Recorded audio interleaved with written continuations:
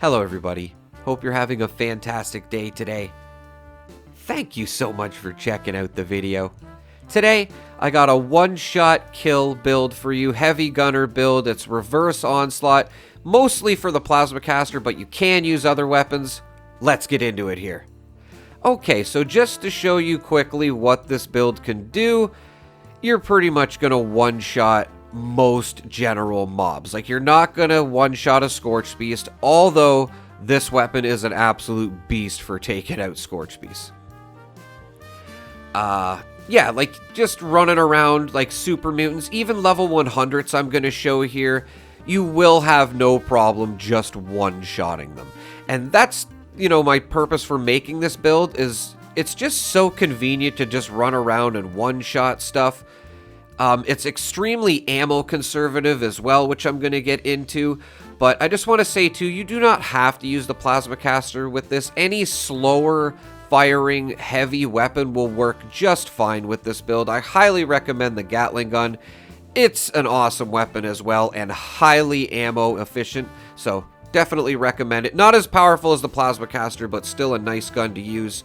And yeah, again, just the fact that you will be able to one-shot stuff from good ranges as well. I know the plasmacaster does miss sometimes, but there's definitely ways around that to help you get those hits, you know, every time. Now, the only thing this build will not destroy is the indestructible bloatflies at the Big Blue. Has anyone else encountered this, or is it just me? Like, I've had bloatflies where they, like, will barely die, and then these ones just wouldn't die. Like, I had to go out of VATS to actually shoot them. I just thought this was funny, guys. I thought I'd throw it in the video.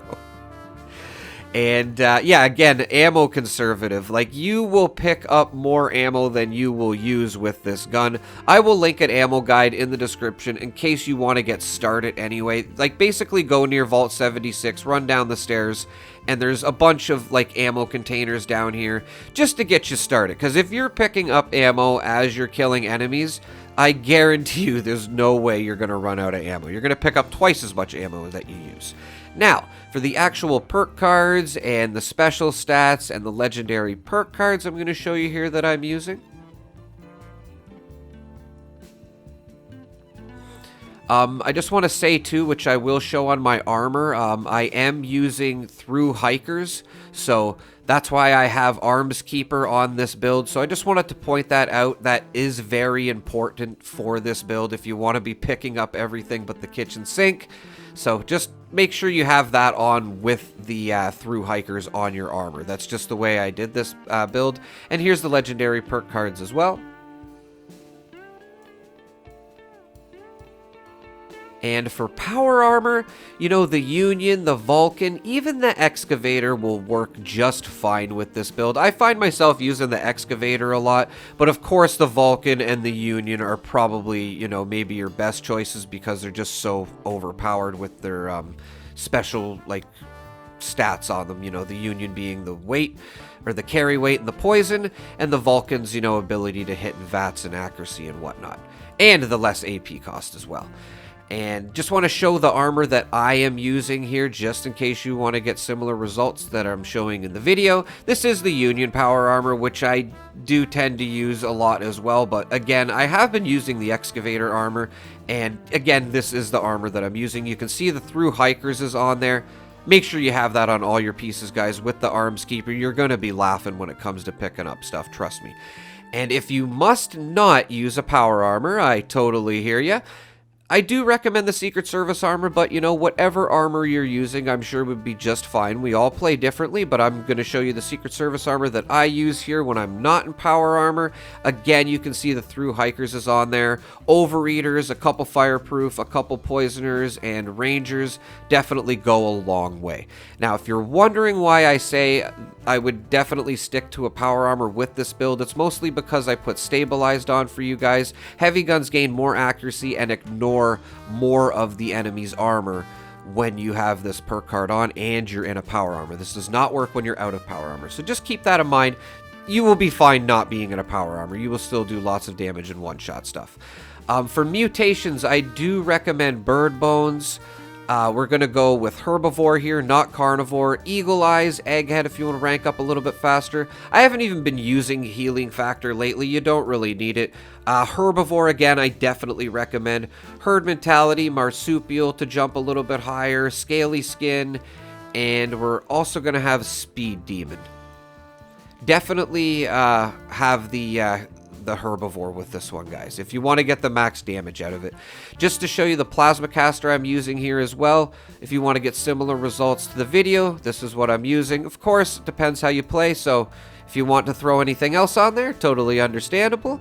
And if you want to get the plasmacaster, you can get it at Vault 79. You will have to have had the main quest finished. That involves Crater and Foundation. I don't want to spoil anything, but it'll basically lead you over here to Vault 79, and you will be able to purchase the plasmacaster from Regs, who I'm showing right here, with gold bullion.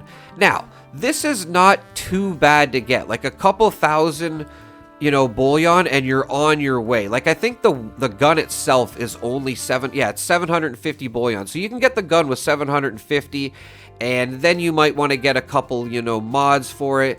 And I do recommend the, what's it called here? Even the calibrated capacitor would be good for this build. I did want to recommend as well. But if you're looking for the prime plasma capacitor, it is past the plasma cutter, so it can be a little, you know, tricky to find if you don't see it there. I recommend the prime. This is the Gatling gun I was using as well. Highly recommend these effects on it. I love this gun. I'm using it all the time. For damage buffs, I would definitely use Blight Soup. It's just so easy to make, guys. If you didn't know, you can just come over to where the raid is on the map, and I'm sure most of us know where this is now. If not, it's at the bottom there in the ash heap there. It has a skull in the middle of a triangle icon. And if you come down here, you can just go over where I'm showing. There is tons of blight around here. It's just blight and dirty water to make Blight Soup, and that will make your criticals do a lot more damage. Psycho buff goes a long way as well.